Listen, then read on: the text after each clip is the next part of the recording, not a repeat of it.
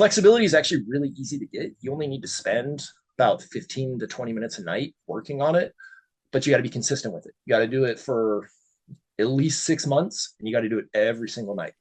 And so what I tell the kids I train is, look, just put on your favorite Netflix show, listen to your favorite podcast, like just spend the 15 to 20 minutes and work on your flexibility. You want to stretch your hamstring, you want to stretch your hip flexor, you want to stretch your quad, you want to stretch your calf, and you want to stretch your lower hamstrings and your groin.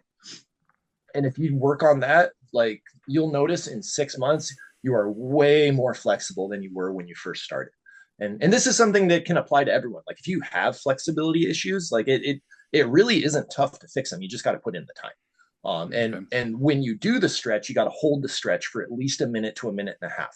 That's a common mistake people make with flexibility is they think, oh, I'm just going to kind of bounce in this position for 10 or 15 seconds and that's going to make me more flexible. It's like, no, that's not going to make you flexible at all.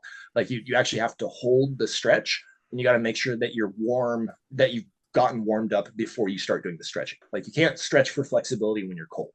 There's a difference between stretching to warm up and stretching for flexibility. Stretching to warm up means you're just loosening the muscles up and getting them to their natural range of motion. Stretching for flexibility, you have to already be loose, and then you're trying to extend your range of motion, which means you got to hold the muscles at their extreme and try to push a little bit past it. And you got to hold that for enough time for those muscles to actually stretch out, which is about a minute to a minute and a half.